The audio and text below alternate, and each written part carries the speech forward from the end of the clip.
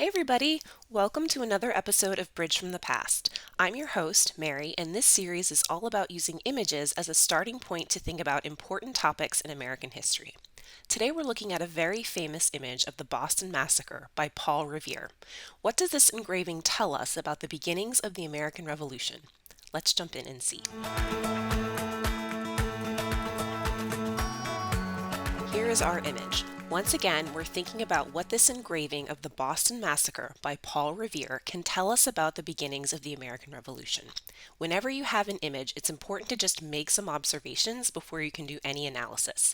If you're using the handout that goes with this video, go ahead and pause here and make some observations of your own. Here are a few things that I notice. First of all, I can see the image, but I also see text at the top and on the bottom. It's a little hard to see, but at the top, Paul Revere has given this engraving a title. It reads, "The Bloody Massacre Perpetuated in King Street, Boston, on March 5th, 1770, by a party of the 29th Regiment." So I know I'm in Boston, it's 1770, it's a few years before the American Revolution, and I'm assuming these guys right here are the 29th Regiment. Now, the regiment, they're in a uniform. They have the red coat of a British soldier. It looks very orderly. They're in a line. They all appear to be firing their weapons at the same time because there's smoke coming out of all the guns. This guy back here has something raised up as if he's giving the order to fire. So it's very orderly. They're on the street. On the left, I'm assuming these are the colonists. It's sort of chaotic. I can see that there has been bloodshed. There's people lying on the ground as if they've been hurt. And there's a random dog in the middle of the street, which is kind of interesting.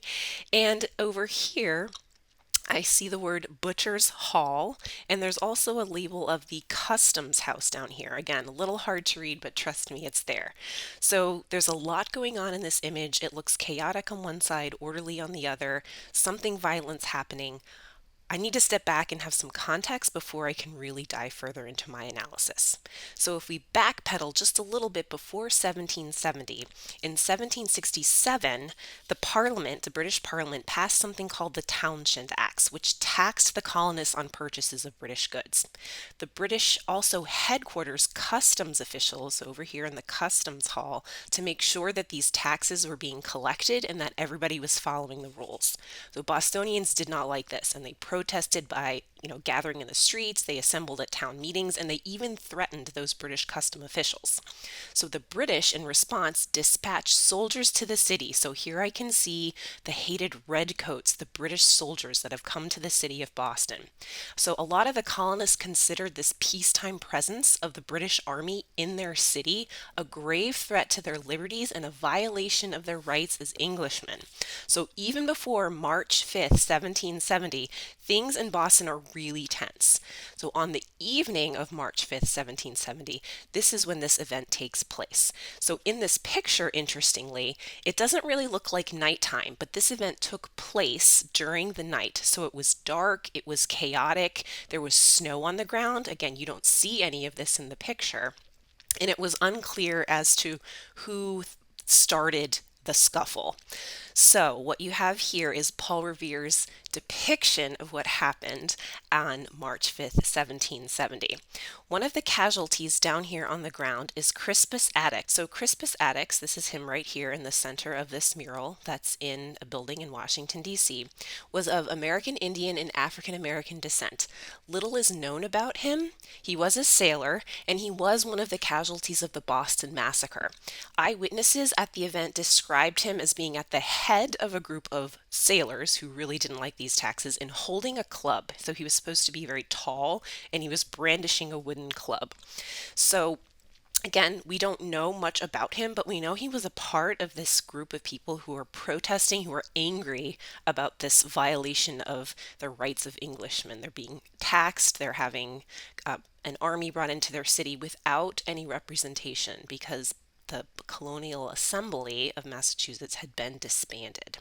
You can also see some of the violence here. It looks a little bit more chaotic. You've got people brandishing clubs. This kind of looks like a broken piece of wood, some sort of, knife or dagger or something. Again, the sky is dark, so a little bit more accurate in what happened here. And you can't see the soldiers, but you can see their bayonets, the blades at the ends of their muskets.